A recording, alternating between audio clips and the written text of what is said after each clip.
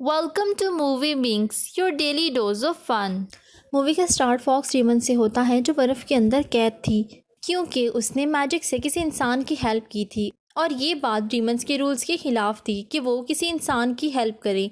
यही वजह थी कि उसे ये पनिशमेंट मिली थी। एक परिंदा आके अपनी चोंच से बर्फ़ को तोड़ने लगता है और उसे वहाँ से आज़ाद करवा लेता है। ये कोई आम बर्ड नहीं था बल्कि ये एक डीमन बर्ड था। नेक्स्ट सीन में हम जावी को देखते हैं जो कि प्रिंस के साथ थी और प्रिंस के साथ ही रहना चाहती थी। दोनों बातें कर रहे थे। जावी प्रिंस से दिल मांगती है, वो हंसने लगता है। जावी का डीमन बर्ड उसका दिल निकाल लेता है और कहता है कि ये भी सबकी तरह झूठा निकला। जावी इंसान बनना चाहती थी क्योंकि वो फिर से बर्फ़ में तब्दील नहीं होना चाहती थी और इंसान बनने के लिए उसे किसी इंसान का दिल चाहिए था जो खुशी से उसे अपना दिल दे दे। अब सीन्स शिफ्ट होते हैं और जावी कुछ लोगों से बच रही थी। इतने में एक आदमी सोने का मास्क पहने हुए अपने घोड़े पर आता है और जावी को उन लोगों से बचा लेता है। वो जावी को अपने साथ बिठाता है और उसे वहां से ले जाता है। इसके दिल की धड़कन सुन के जावी को लगता है कि अब शायद उसकी तलाश खत्म हो गई है। नेक्स्ट सीन में वो आदमी जब सो रहा था तो जावी उसे अपने जादू से बेहोश कर देती है और उसका चेहरा देखने लगती है। जब वो लोग मास्क उठाते हैं तो उसके अंदर जिंग नामी एक लड़की थी, यानी वो लड़का नहीं बल्कि लड़की थी। जिंग भी एक प्रिंसेस थी। उसका आधा चेहरा खराब होने की वजह से उसने गोल्डन मास्क पहना हुआ था। वो बेहोशी में किसी का नाम ले रही थी, शायद वो किसी से प्यार करती थी। अब सीन्स शिफ्ट होते हैं होजिंग नामी आदमी पे जो कि जिंग का जनरल था। इसकी खास बात ये थी कि वो आंखें बंद करके भी लोगों को शूट कर सकता था। कुछ साल पहले प्रिंसेस जिन ने होजिंग को प्रपोज किया था लेकिन उसने ये कहकर इनकार कर दिया कि हमारी कोई बराबरी नहीं। इस बात पे प्रिंसेस गुस्सा होकर जंगलों में चली गई तो उस पर एक बियर ने अटैक किया जिसकी वजह से उसके फेस पर निशान थे। तब वहाँ होजिंग ने आकर उसे बचाया था। सीन्स कट होके प्रेजेंट में आता है और एक डांस परफॉर्मेंस हो रही थी। वहाँ जावी होजिंग पर जादू करके उसकी आईज को ब्लैक कर देती है ताकि वो उसकी खूबसूरती से अट्रैक्ट हो।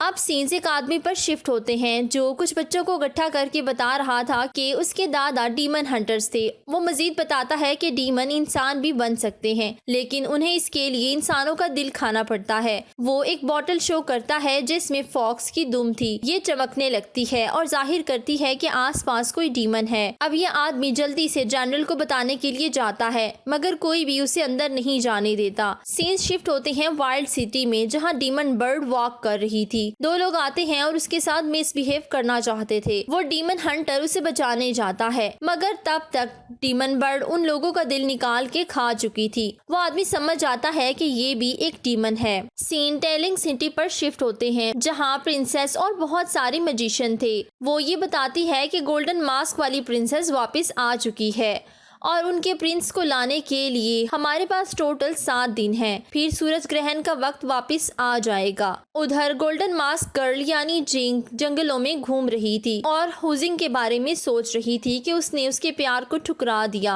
अब वो घोड़े को आजाद करती है और खुद पानी में छलांग लगाती है। तब ज़ोवी आकर उसे बचाती है और समझाती है आदमी सिर्फ खूबसूरती से प्यार करते हैं और तुम्हारा फेस खराब होने की वजह से वो तुमसे प्यार नहीं करता। तुम मुझे अपना दिल देकर मेरी खूबसूरती ले सकती हो।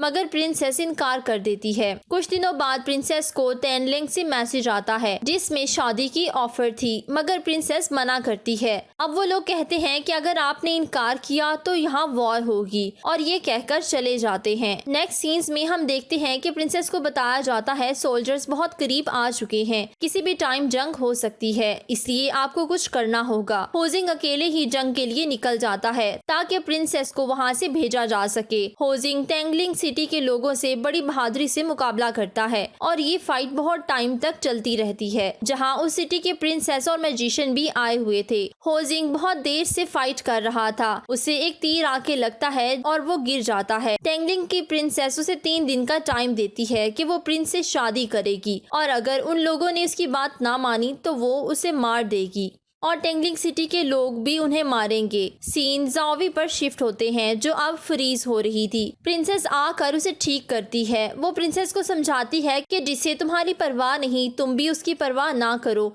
तुम्हें टेंगलिंग सिटी की बजाय अपने प्यार के पास जाना चाहिए।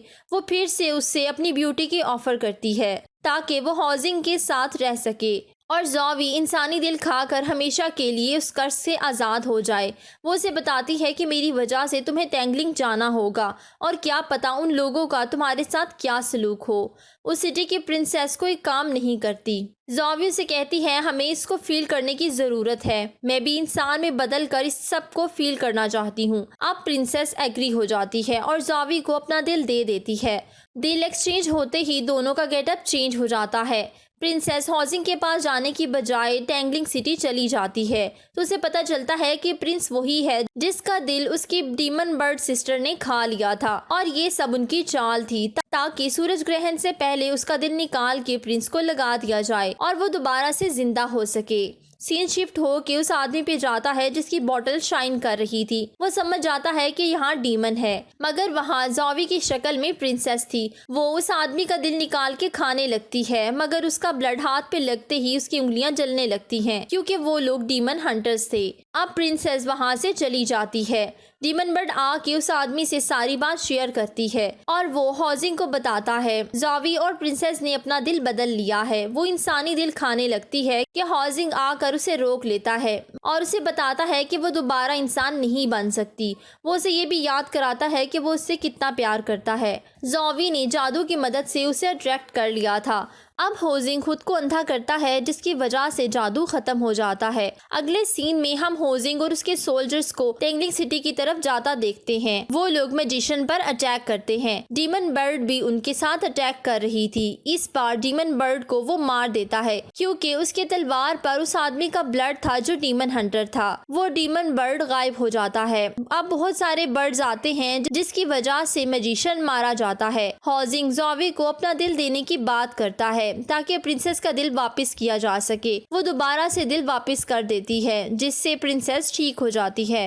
हॉजिंग अपनी आंखों से पट्टी खोलता है। वो दोनों घोड़े पर बैठे हुए थे। डीमन हंटर की वॉइस आती है कि सूरज ग्रहण के वक्त डीमन और ह्यूमन की रूहें एक्सचेंज होकर एक हो जाती हैं और जब तक इंसान की जिंदगी है दोनों जिंदा रहते हैं। इसलिए प्रिंसेस का फेस ठीक हो रहा था। लास्ट सीन में हमें दोबारा से डीमन हंटर दिखाया जाता है जिसे डीमन बर्ड दोबारा से नजर आती है और यही मूवी का एंड हो जाता है।